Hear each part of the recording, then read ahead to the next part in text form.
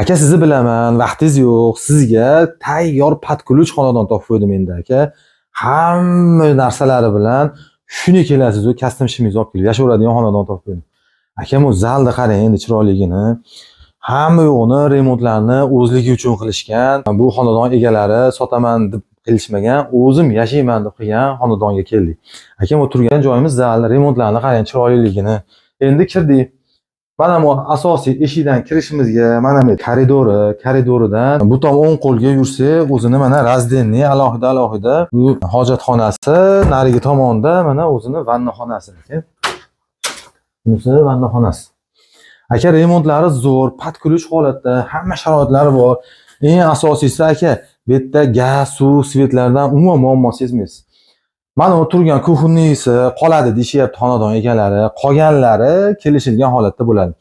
Manzilimiz Farg'ona shahar Kirgilik mavzesida, mana Gulshanning yonida 4 qavatli binoda 2-qavatida 3 xonali xonadonimiz, 6 metrli verandasi aka. Mana bu verandani qarang.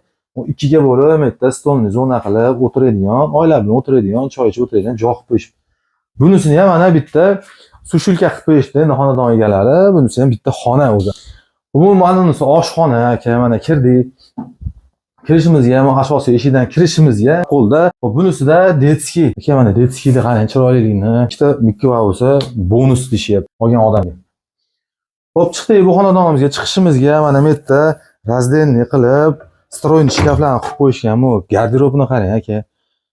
Hamma narsa chetga joy bo'ladi-da. Endi mana bu spalnisi aka. Bu dollarning kattaligini ko'ryapsizmi aka? Mana shuni o'zidan sezib qo'yaverasiz, bu remont qanaqa cho'tki bo'lganini. Hamma sharoitlar bor, gaz, suv, svet, umuman muammosi yo'q joyda. Manzilimiz Farg'ona shaharda Kirgilik mavzesida 4 qavatli binoda 2-qavatida 3 xona aka. 4 xona qilingan, gaz, suv, svetlari hamma yo'g'i bor.